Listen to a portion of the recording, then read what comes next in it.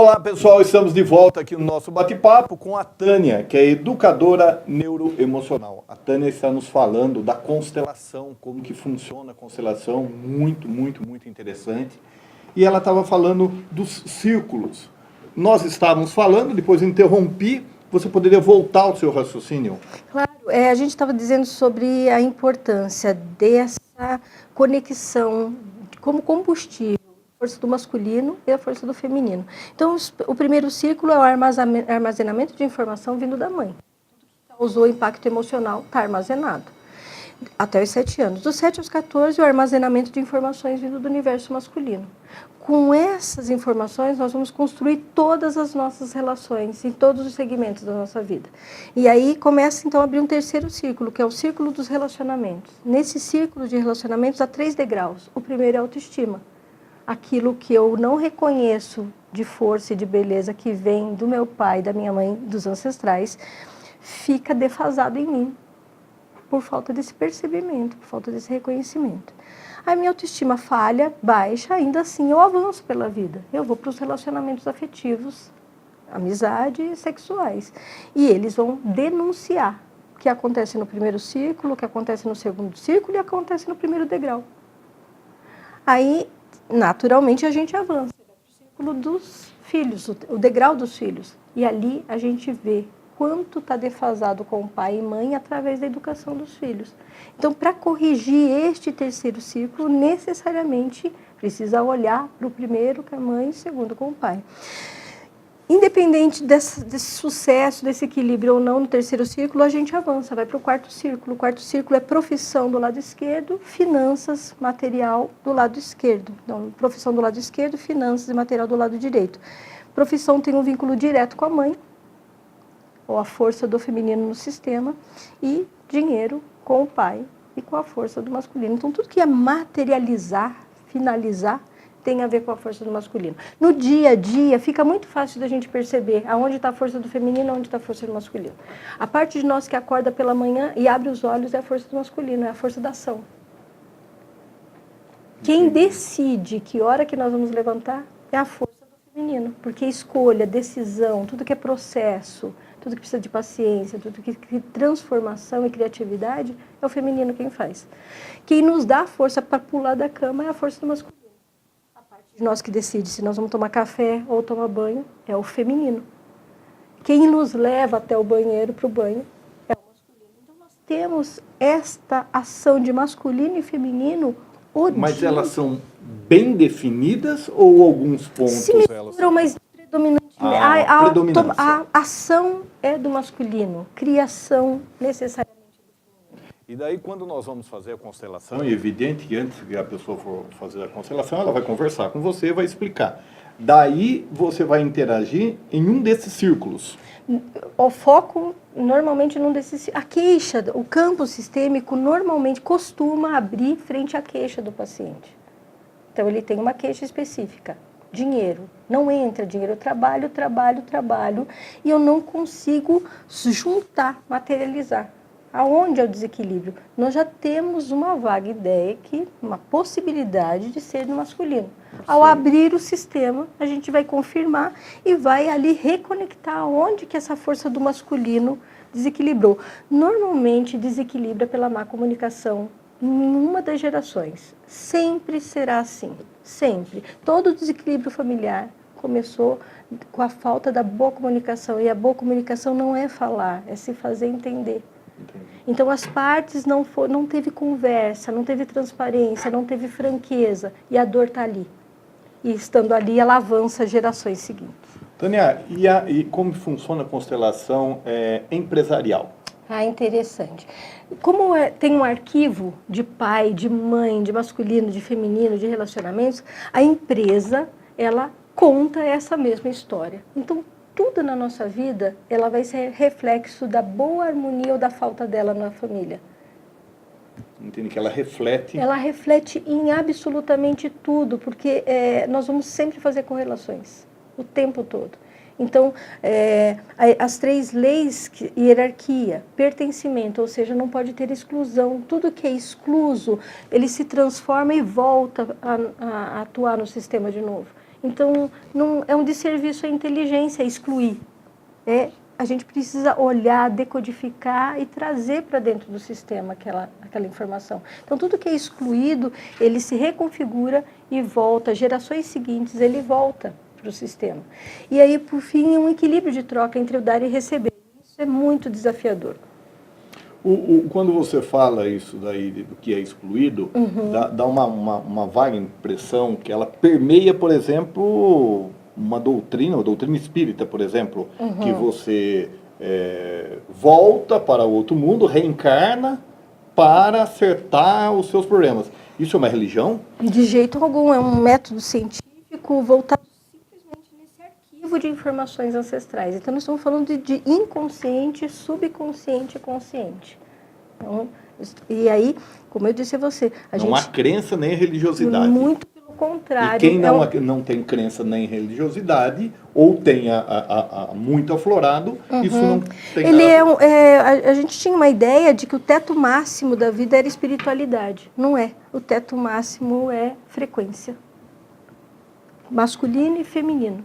Se em harmonia, tudo se harmoniza. E é interessante um exemplo que você estava dando em relação ao, quando a gente estava batendo um papo, do GPS. Sim, é muito interessante. Muito claro. Em que terreno que se passam as constelações? No mesmo terreno do sinal Wi-Fi, no mesmo terreno do GPS, as coordenadas, no mesmo terreno da rádio AM e FM, no mesmo terreno da TV aberta.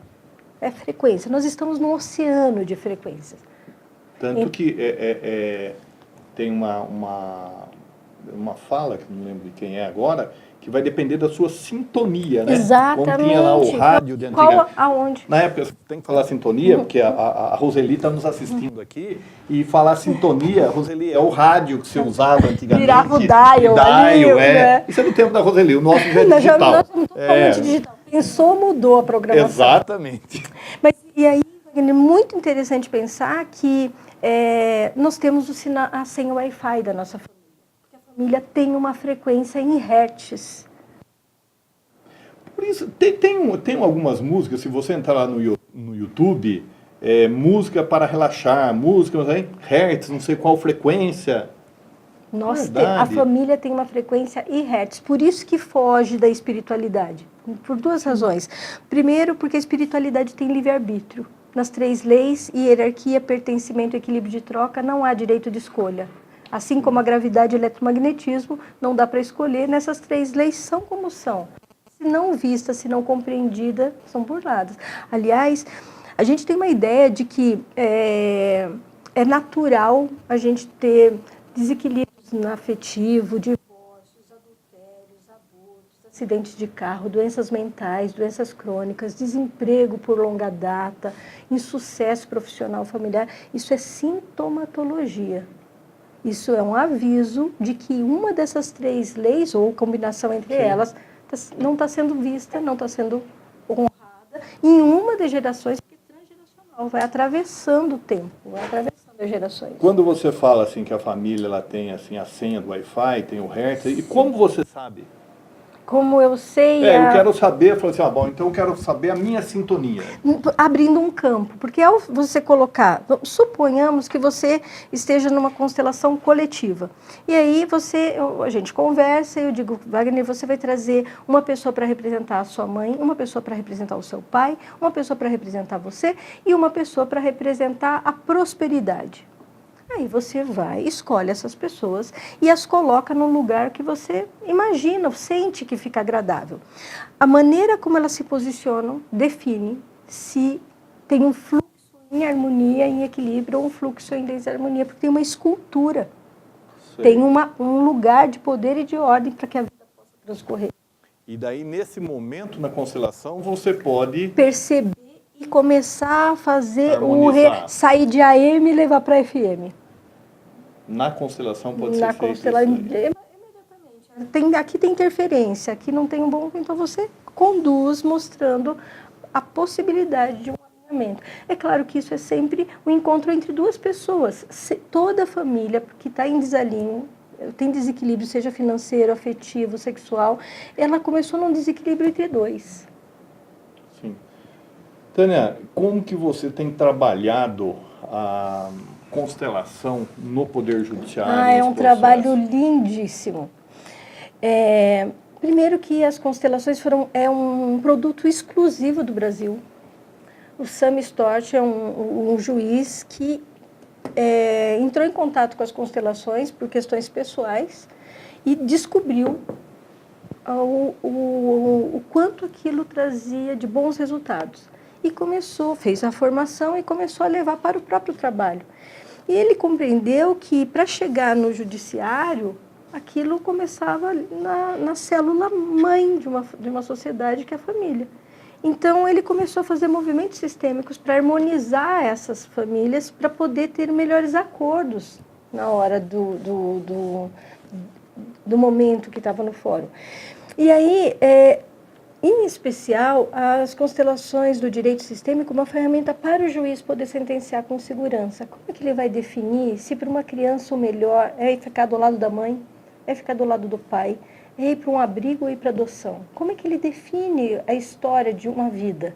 Então, essa é uma ferramenta que consegue mostrar o que está ali no núcleo familiar e, dentro deste caso, por exemplo, qual é a melhor opção para essa criança. No trabalhista, nós tivemos um caso muito interessante. Aliás, a Zilar, que é a juíza do trabalho, trouxe um caso muito interessante. Era uma queixa de uma pessoa que trabalhou no primeiro emprego por mais de quase 30 anos numa instituição bancária e alegava todas as doenças que tinha de ordem mental e emocional para o banco, que era um ambiente insalubre, segundo ela. E aí o perito trabalhista não deu a ela essa causa, e nós fomos levar para fazer um acordo, nós fomos para constelar. E ao levar para constelar, existia um conflito da bisavó com o bisavô, reclamando de todo o desgaste que ela teve de sustentar uma família sozinha, um esforço solitário, sem apoio, e ali uma crise muito grande nesse casal. A mãe teve o mesmo problema com o marido, de essa solidão, essa empreitada onde só ela trabalhou e não tinha o menor reconhecimento, e eles se divorciaram. E a filha, como não casou, transferiu à instituição bancária todas as insatisfações que era de ordem emocional, transgeracional, para o banco. Ao entender de onde começava a queixa, ficou fácil de fazer uma. Interessante, hein? E quando você faz, por exemplo, você faz um caso concreto, vai? O juiz, ele assiste ou você dá as impressões? Como que funciona isso? Ainda está muito novo no Brasil, mas você pode fazer pequenos movimentos sistêmicos, não precisa ser constelação, porque a ideia de constelação é harmonização.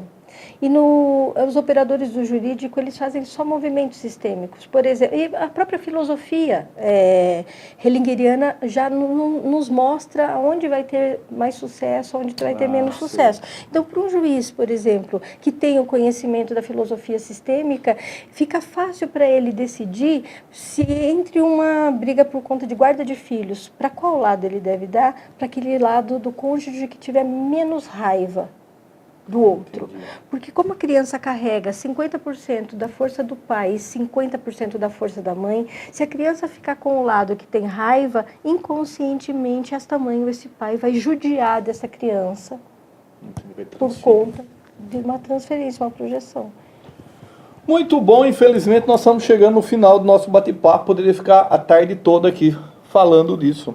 E fica aí para suas considerações finais e já o convite para uma próxima vez continuarmos esse bate-papo. Wagner, um abraço imenso. Gostei muito de falar com você. Agradeço, porque as constelações, por ser uma ferramenta nova, precisa chegar de forma mais clara ao público. Nós estamos começando esse movimento no Brasil, ele é jovem ainda, é a ferramenta do milênio. Nós vamos precisar trabalhar com isso com bastante profundidade. Obrigada pela oportunidade. Eu que agradeço. Foi muito bom. Parabéns aos juízes que estão fazendo aí, em especial a Zilá, não é? Doutora Nossa amiga Roberta. Zilá, a doutora Roberta, que está fazendo aqui em Avaré, né? Que eu acho que tem que partir para isso daí, né? Tem que deixar aquela coisa sisuda, tem que se abrir para as outras coisas. A ousadia da doutora Roberta é admirável. Ela abre ao público, ela abre para o esclarecimento da mente comum e ela está auxiliando muitas pessoas a enxergarem a razão, qual é a dinâmica energética por trás das queixas. Que legal.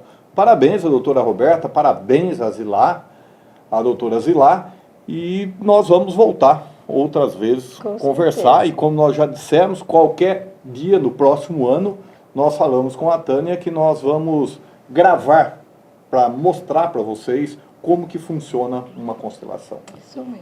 Muito obrigado. Muito obrigada. Fiquei muito contente, muito esclarecedor. Obrigada. Venham mais vezes. Pode. Obrigada.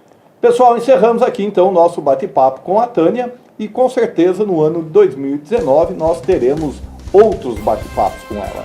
Até mais.